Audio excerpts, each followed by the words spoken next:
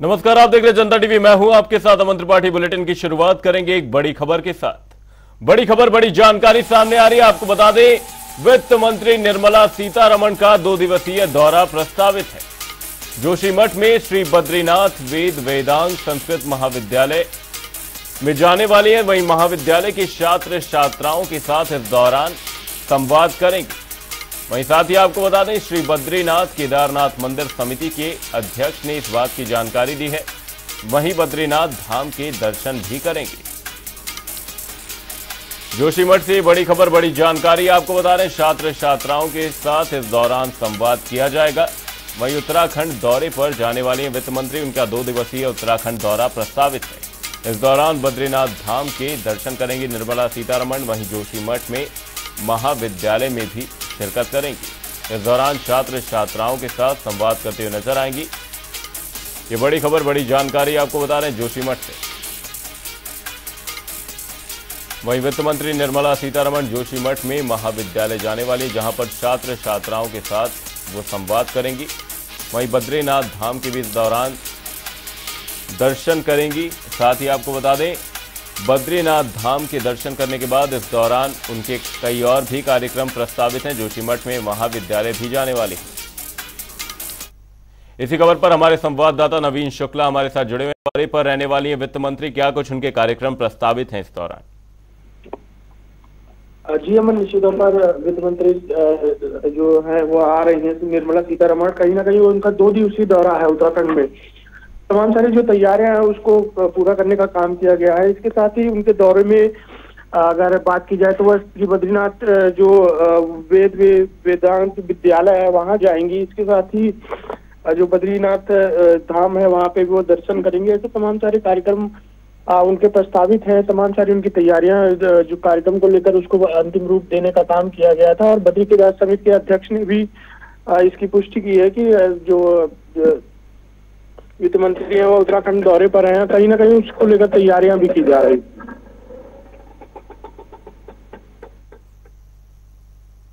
वहीं नवीन, आपसे यहां पर यह भी जानना चाहूंगा कि ये जो भी उनका दौरा प्रस्तावित है, ये उत्तराखंड की दृष्टि से किस तरीके से अहम हो जाता है, क्योंकि छात्र छात्राओं के साथ भी इस दौरान वो संवाद करने वाली है। जी अमन, निश्चित तौर पर अगर देखा जाए तो कहीं ना कहीं जो उनका दौरा है काफी महत्वपूर्ण भी माना जा रहा है। देश की जो वित्त मंत्री हैं वह उत्तराखंड दौरे पर हैं, तो कहीं ना कहीं जो छात्र छात्रा हैं उन्हें भी उनको उत्साह का माहौल देखने को मिल रहा है। इसके साथ ही जो बद्रीनाथ जो वेदांग संस्कृत विश्वविद्यालय है वहाँ के छात्र छात्राओं में भी उत्साह देखने को मिल रहा है। तमाम सारी तैयारियां भी की गई थी और इसको उनके दौरे को लेकर और व्यवस्थाओं को दुरुस्त करने का काम किया गया था। बद्री केदार मंदिर समिति के अध्यक्ष हैं वहाँ, उनकी तरफ से भी तमाम सारी तैयारियां की गई हैं।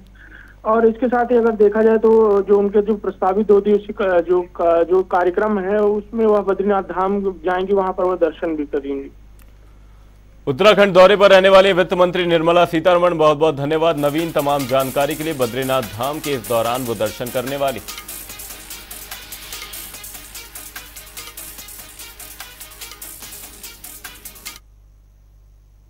बुलेटिन में आगे बढ़ेंगे, रुक करेंगे एक बड़ी खबर का। बड़ी खबर, बड़ी जानकारी सामने आ रही, रुक कर रहे हैं बड़ी खबर का। बड़ी खबर आपको बता दें, हरिद्वार से बड़ी खबर सामने। ग्रहण के बाद श्रद्धालुओं ने स्नान किया है। हर की पौड़ी पर बड़ी संख्या में लोग पहुंचे हैं। वहीं पूजा और स्नान करते हुए श्रद्धालु नजर आए। वहीं ग्रहण के बाद श्रद्धालुओं ने स्नान किया है। हरिद्वार से ये बड़ी खबर, बड़ी जानकारी सामने। हर की पौड़ी पर बड़ी संख्या में लोग पहुंचे हैं। वहीं पूजा और स्नान करते हुए श्रद्धालु नजर आए। हरिद्वार से बड़ी खबर, बड़ी जानकारी। हर की पौड़ी पर बड़ी संख्या में लोग पहुंचे हैं।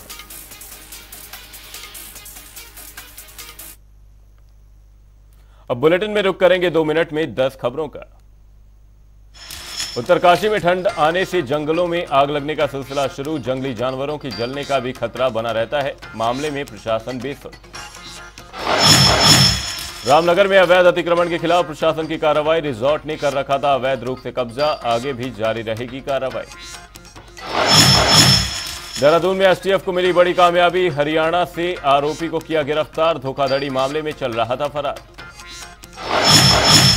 जुगाड़ से चल रहे वाहनों पर होगी कार्रवाई। वाहनों से जा रही लोगों की जान, ट्रैफिक नियमों की उड़ रही धज्जियां। उत्तराखंड के दौरे पर उपराष्ट्रपति जगदीप धनखड़, सीएम धामी से की मुलाकात, कई विषयों पर हुई चर्चा। लोकसभा चुनाव से पहले निर्वाचन आयोग की तैयारी, राज्य में कुल मतदाताओं की सूची जारी, जल्द ही सूची में संशोधन का काम होगा शुरू। विकासनगर में कांग्रेस नेता आर्येंद्र शर्मा ने प्रेस कॉन्फ्रेंस का किया आयोजन, सीएम धामी को दी बधाई, कहा प्रदेश में निवेश ला रहे मुख्यमंत्री। रुड़की में भगवानपुर ब्लॉक में बीडीसी बैठक हुई आयोजित, विधायक और ब्लॉक प्रमुख में नोकझोंक, प्रतिनिधियों को बैठक से किया बाहर। हल्द्वानी जोहार महोत्सव का हुआ आगाज, 3 दिन चलेगा जोहार महोत्सव, कलाकारों ने दी शानदार प्रस्तुति।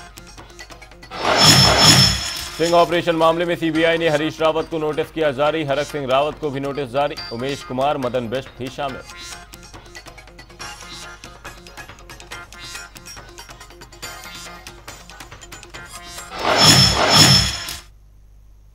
दो मिनट में 10 खबरों के बाद अब रुक करेंगे उत्तराखंड से जुड़ी कुछ अहम खबरों का। मुख्यमंत्री पुष्कर सिंह धामी ने मेरी माटी मेरा देश अभियान के तहत राज्य स्तरीय अमृत कलश यात्रा कार्यक्रम में प्रतिभाग किया। इस दौरान टिहरी सांसद माला राज लक्ष्मी शाह, कैबिनेट मंत्री सतपाल महाराज, विधायक खजान दास सहित भाजपा के कई नेता भी मौजूद रहे।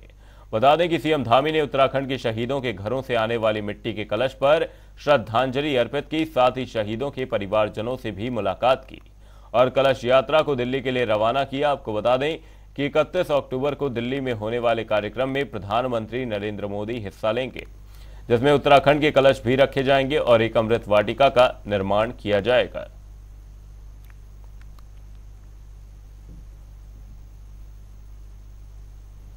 जो आज मेरी माटी मेरा देश अभियान के तहत राज्य स्तरीय जो हमारी अमृत कलश यात्रा है, उस यात्रा को यहाँ पर आज रवाना होने से पहले लोगों के अंदर एक देशभक्ति का जोश है। यहाँ पर सैनिकों में, हमारे आईटीबीपी के जवानों, हमारे प्रधानमंत्री मोदी जी के नेतृत्व में देश के अंदर जो यात्रा चल रही है, निश्चित रूप से ये उन सभी वीर जवानों को, देश के शहीदों को, देश के बलिदानियों को, ये उनकी स्मृति में, उनके स्मरण में हमारी जो नौजवान पीढ़ी है, देश की आम जनता है, सामान्य जनता तक निश्चित रूप से उनका बलिदान पहुंचेगा, उनकी शहादत पहुंचेगी और उनके द्वारा जो देश के अंदर जो देश को बचाने के लिए, देश की रक्षा के लिए, सुरक्षा के लिए अपने प्राणों का बलिदान दिया है, ये नई पीढ़ी में भी बहुत तेज़ी से उनका स्मरण हमेशा के लिए रहेगा और पीढ़ी दर पीढ़ी आगे बढ़ेगी। ये एक बहुत अच्छा कार्यक्रम है। निश्चित रूप से इससे देशभक्ति जन जन तक पहुंचेगी।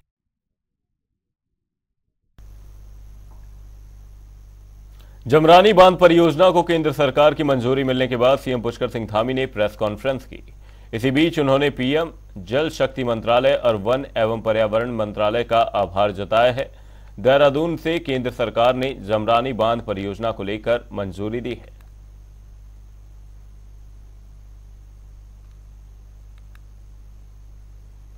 बांध निर्माण का काम है वो आसानी से हो जाएगा और परियोजना से जो प्रभावित परिवार हैं उनके विस्थापन हेतु पराग फार्म की जो प्रस्तावित 300 एकड़ भूमि है, उसका प्रस्ताव हमने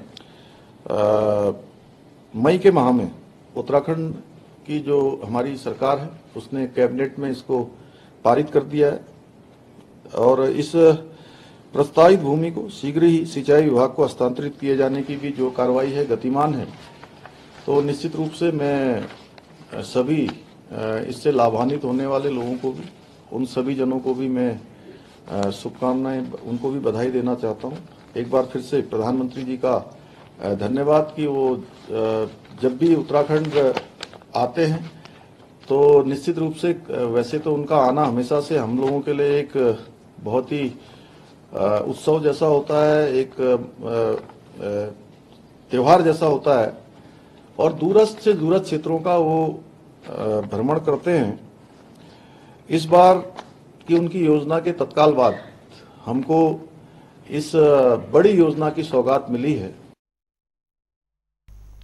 सीएम पुष्कर सिंह धामी की 4 महत्वाकांक्षी पेयजल योजनाओं का निर्माण कार्य सितारगंज, किच्छा, रुद्रपुर तथा काशीपुर में जल्द ही शुरू किया जाएगा। इन परियोजनाओं को लेकर पूरी तैयारियां कर ली गई हैं।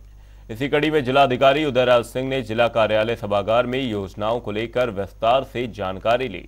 जिलाधिकारी ने बताया कि ये योजनाएं मुख्यमंत्री की शीर्ष प्राथमिकताओं में शामिल हैं।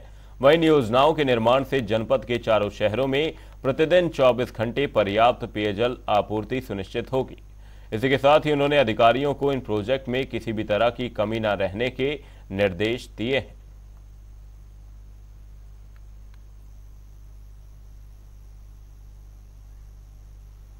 उत्तराखंड के पूर्व मुख्यमंत्री हरीश रावत की मुश्किलें बढ़ती नजर आ रही हैं। अब हाल ही में हरीश रावत का एक्सीडेंट हो गया था, जिसके बाद से वो जॉली ग्रांट अस्पताल में भर्ती हैं, जहां उनका इलाज चल रहा है। वहीं सीबीआई की टीम ने हरीश रावत को 2016 के स्टिंग ऑपरेशन मामले में नोटिस जारी किया है, जिसे लेकर खुद सीबीआई की टीम अस्पताल पहुंची। वहीं इस पूरी घटना की हरीश रावत ने खुद फेसबुक पोस्ट कर जानकारी दी है। बता दें कि हरीश रावत के साथ ही पूर्व कैबिनेट मंत्री हरक सिंह रावत, निर्दलीय विधायक उमेश कुमार और कांग्रेस पार्टी के विधायक मदन बिष्ट को भी नोटिस जारी किया गया है। वहीं इस पर प्रदेश भाजपा महामंत्री आदित्य कोठारी का बयान सामने आया है। उन्होंने कहा कि सीबीआई की जांच एक सामान्य प्रक्रिया है।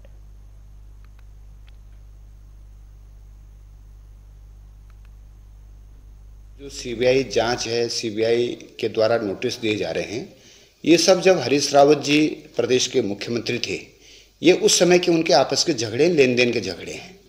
और वो लेन देन का झगड़ा राजनीतिक रूप लेकर के बड़ा रूप उसने लिया। पूरे प्रदेश की जनता को इसकी जानकारी है और ये एक रूटीन की प्रक्रिया है। सीबीआई के पास वो जांच चल रही है, सीबीआई उसकी जांच कर रही है, तो ये अपनी प्रक्रिया के तहत सीबीआई नोटिस भी भेज रही है, उनसे पूछताछ भी करेगी। जो निर्धारित प्रक्रिया है उसके अनुसार ये काम हो रहा है। राजस्थान में विधानसभा चुनाव को लेकर तैयारियां जारी हैं। वहीं इस पर उत्तराखंड में भी सरगर्मियां देखने को मिल रही हैं। बीजेपी की तरफ से प्रदेश महिला मोर्चा के पदाधिकारी और कार्यकर्ता राजस्थान जा रहे हैं। इस पर भाजपा महिला मोर्चा की प्रदेश अध्यक्ष आशा नौटियाल ने कहा कि भाजपा महिला मोर्चा के पदाधिकारी राजस्थान जाकर चुनावों तक प्रचार प्रसार करेंगे।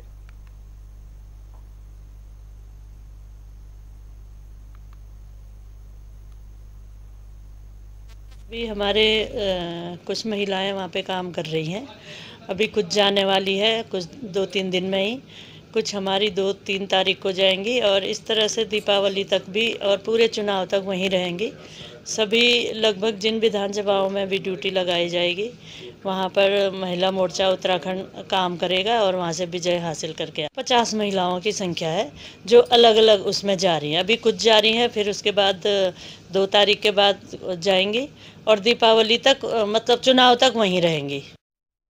ब्रेक के बाद आपका स्वागत है। आप देख रहे हैं जनता टीवी। रुक करेंगे अगली खबर का। देहरादून के कारगी ग्रैंड मुस्लिम बस्ती में कब्रिस्तान को लेकर विवाद जारी है। वहीं इस मामले में एमडीडीए का भ्रष्टाचार साफ तौर पर दिखाई दे रहा है। दरअसल कारगी ग्रांट में 1.5 हेक्टेयर भूमि कब्रिस्तान के लिए दी गई थी, जिस पर एमडीडीए का कोई भी मालिकाना हक नहीं था। पर बावजूद इसके एमडीडीए के अधिकारियों ने कब्रिस्तान की जमीन पर सड़क का टेंडर पास कर दिया, जिससे वहां सड़क निर्माण का काम शुरू हो गया। वहीं इस मामले में मदद के लिए स्थानीय लोग उत्तराखंड क्रांति दल के नेता अनुपम खत्री के पास पहुंचे, जिसके बाद उन्होंने निर्माण स्थल पर पहुंचकर निर्माण कार्य को बंद करवाया।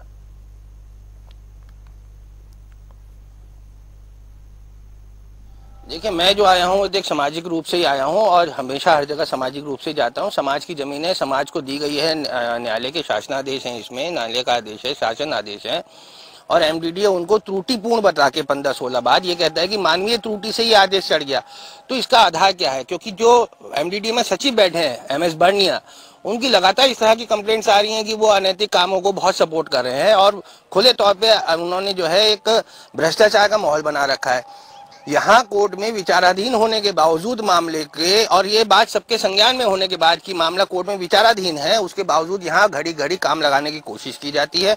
बार बार यहाँ पे लोगों को प्रताड़ित किया जाता है, जिसके लिए अब उत्तराखंड टाइगर फोर्स प्रखर रूप से खड़ी है और पूरा इनका साथ दे रही है। आज ये घटनाएं घटी, 3-4 दिन से रोज काम लगा रहे हैं लोग। हम कोर्ट में अखबार लेकर फोटो लगा रहे। कल भी कोर्ट में रखी गई बात, आज भी रखी गई। एमडीडीए का वकील नहीं पहला आ रहा था, अब आ गया। हल्द्वानी में 3 दिवसीय जोहार महोत्सव की रंगारंग शुरुआत हो गई है। चीन की सीमा से सटे सीमांत क्षेत्र के जोहार घाटी के रहने वाले बाशिंदों की ओर से जोहार महोत्सव का आयोजन पिछले 14 सालों से किया जा रहा है। बता दें कि सीमांत क्षेत्र के सरकारी और गैर सरकारी सेवाओं में बड़े बड़े पदों पर आसीन जोहार घाटी के बाशिंदे इस 2 दिवसीय जोहार महोत्सव में दूर दूर से शिरकत करने आते हैं। वहीं स्थानीय लोगों के मुताबिक संस्कृति को आगे बढ़ाने और संजोए रखने के लिहाज से यह अच्छी पहल है।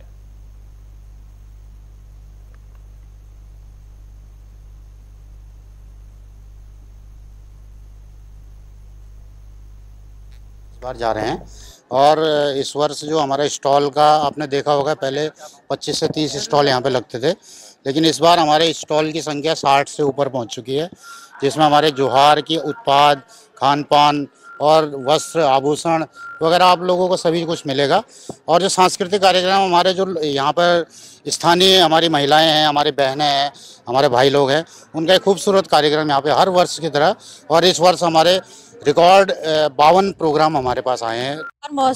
महोत्सव है सबको एकत्रित करने का है। यहाँ पे हमारा कल्चर है ये, तो हम उसको दर्शाते हैं यहाँ पे। तो हमारा खान पान क्या है, पहनावा क्या है, ये देखिए मेरे लुक को, तो सब कुछ यही दर्शाते हैं हम लोग। तो हम लोग थोड़ा मेल मिलाप भी हो जाता है, दूर से आते हैं तो साल में एक बार होता है, अच्छे से होता है, तो हम एंजॉय करते हैं।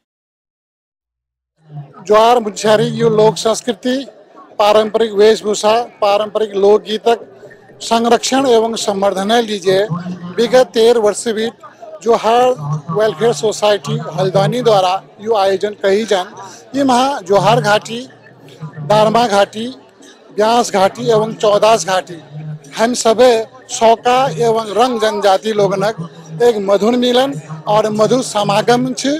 और हम लोग दूर मुनस्यारी और ग्रामीण अंचल भी ले यो कार्यक्रम तक सफल बनाने लीजिए आए छूँ। तो तुम सभी लोगों का हार्दिक स्वागत एवं हार्दिक अभिनंदन। नमस्कार, स्वागत है जनता टीवी में और मैं हूं आपके साथ संजय प्रसाद। जी हाँ, हल्द्वानी में जोहार महोत्सव 2023 का आगाज हो चुका है और मेरे पीछे जो आप ये तस्वीरें देख रहे हैं ये उसी जोहार महोत्सव की हैं, जहां जोहार संस्कृति के जो लोग हैं वो अपनी पारंपरिक वेशभूषा में नृत्य करते हुए आप देख सकते हैं किस तरीके से महिलाएं अपने पारंपरिक जो पोशाक है उस पारंपरिक पोशाक में नृत्य करती हुई और इस कार्यक्रम की शोभा बढ़ाते हुए आज इस कार्यक्रम की शुरुआत हुई है। 3 दिन तक चलने वाला ये कार्यक्रम तमाम जो जोहार घाटी के जो लोग हैं, जो वहां से रहने वाले लोग हैं या जो वहां से बाहर आए पलायन करके आए हुए जो लोग हैं, उन लोगों के मिलने का एक संकेत है, उन लोगों के मिलने का एक समय है। और आपको बता दें कि जोहार से जो लोग बाहर निकले हुए हैं वो चाहे वो देश के किसी भी कोने में हो, इस जोहार महोत्सव में अपने परिवार और अपनों से मिलने के लिए जरूर 2 से 3 दिन का समय निकालते हैं। यही जो लोग कुछ लोग आए हुए हैं बाहर से, इनसे बात करेंगे। सर, स्वागत है जनता टीवी। हाँ, धन्यवाद आप लोगों का। सर, कहाँ से आए हैं? मैं मुनस्यारी से आया हूँ, इससे रहने वाला मैं मुनस्यारी का हूँ, वही नई साल हल्द्वानी में रह रहे हैं और मैं माननीय मुख्यमंत्री का अधिकारी भी हूँ। मैं माननीय मुख्यमंत्री जोहार महोत्सव की हार्दिक शुभकामनाएं।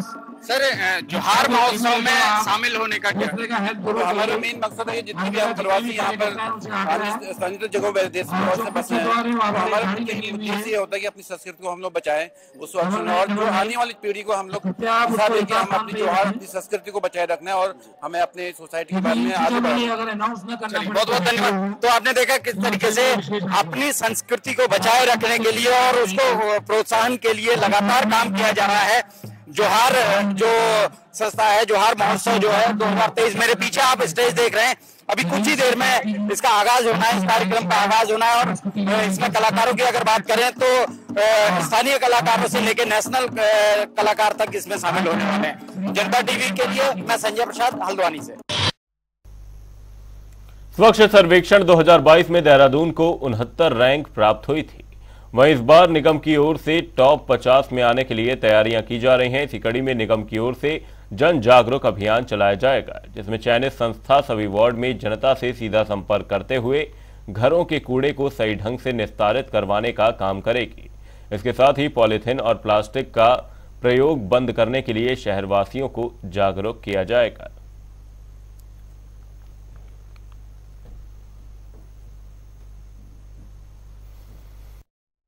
जो नगर निगम के द्वारा विभिन्न प्रयास किए गए हैं उसमें उसके कारण जो है जो भी इम्प्रूवमेंट्स हुए उससे चलते लगातार रैंकिंग में इम्प्रूवमेंट है। वर्तमान में हमारी 69th रैंक है और हमारा यही प्रयास है कि हम इसको और फर्दर इम्प्रूव करके लेके जाएं।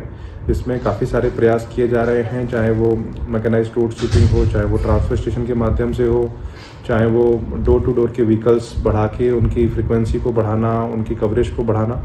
तो विभिन्न प्रकार के प्रयास किए जा रहे हैं। गार्बेज फ्री सिटी को अचीव करने के लिए भी प्रयास किए जा रहे हैं। बिन फ्री सिटी भी एक बड़ा रैंकिंग का मानक है, उसमें भी प्रयास किए जा रहे हैं। देहरादून के विभिन्न इलाके में चल रहे जुगाड़ वाहन ट्रैफिक नियमों की धज्जियां उड़ा रहे हैं। वहीं जुगाड़ वाहनों पर लंबी लंबी पाइप और सैनिटरी का सामान आदि की ढुलाई की जाती है। शहर में बिल्डिंग मटेरियल वाले इन गाड़ियों की सेवा लेते हैं। आपको बता दें कि इस तरह की गाड़ियों से आए दिन कहीं ना कहीं सड़क दुर्घटना होती रहती है। कई बार तो लोगों की जान तक चली जाती है। इस दौरान शैलेश तिवारी परिवर्तन आरटीओ का कहना है कि जो भी व्यक्ति गाड़ी को मॉडिफाइड करके चलाएगा उसके खिलाफ सख्त कार्रवाई की जाएगी। जुगाड़ गाड़ी नहीं है, मोटर व्हीकल नहीं है जुगाड़, और वो चलाना अलाउड भी नहीं है।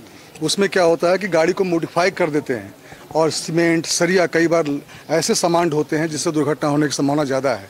इनकी स्पीड ज़्यादा नहीं हो सकती, लेकिन कई बार स्पीडिंग में ओवर स्पीड करते लोग हैं। सामान बहुत ज़्यादा बाहर निकला होता है, उससे क्या होता है कि पीछे से गाड़ी के टकराने का डर भी होता है। हम लोग क्या कर रहे हैं कि ई रिक्शा, ये जो जुगाड़ वाहन है, इनको बंद भी कर रहे हैं और इनको हम लोग कह रहे हैं कि आप अपने गाड़ी को कटवा दो, क्योंकि इसमें हम अभी बहुत जल्द एक अभियान चला करके इनके खिलाफ कार्रवाई करने वाले हैं।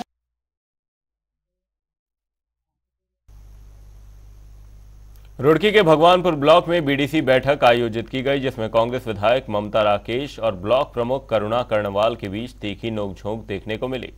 दरअसल बैठक शुरू होते ही बीडीसी प्रतिनिधियों को बाहर कर दिया गया था, जिस पर यह हंगामा देखने को मिला। ऐसा है जैसे आज शुरू में तो मनमुटाव हुआ है, आपस में तनातनी हुई है, लेकिन बाद में आकर बैठक सही तरीके से चली। लेकिन ये सत्य है कि विकास जो है कहीं ना कहीं बाधित है और विकास में जिस तरीके से होना चाहिए विकास, उस तरीके से क्षेत्र का विकास नहीं हो पा रहा है। क्या रहा आज बैठक में बीडीसी? आज बीडीसी मीटिंग थी और सभी प्रधान इनवाइट के प्रधान थे, बीडीसी थे, सब अपना विषय रखे और विकास के लिए मीटिंग थी। हमने भी अपने इसे रखे गांव के विकास के लिए। तो हमारे गांव में पीडब्ल्यूडी ने सड़क बीचों बीच छोड़ रखी है, वो आधी इधर से बना के आधी इधर से, वो मैं विभाग में बात रखी थी, आज भी रखी है। उसके लिए उन्होंने बोला 1-2 दिन में वो गाँव में आ रहे और उसको कंप्लीट। वाकई व्यवस्थाओं की बहुत कमी थी। पहली बात तो हमारे पत्रकार साथियों के लिए बैठने की उचित व्यवस्था नहीं थी। हमने अधिकारियों को कड़े निर्देश दिए, खंड विकास अधिकारी को अगली बार से हमारे पत्रकार साथियों के लिए बैठने की उचित व्यवस्था होनी चाहिए और सबके पानी की भी सुविधा होनी चाहिए। कम से कम चाय पानी की व्यवस्था तो सभी के लिए कराई जानी चाहिए। बुलेटिन में फिलहाल के लिए सिर्फ इतना। कहीं जाएगा नहीं। जनता टीवी पर खबरों का सिलसिला रहेगा जारी। तब तक के लिए नमस्कार।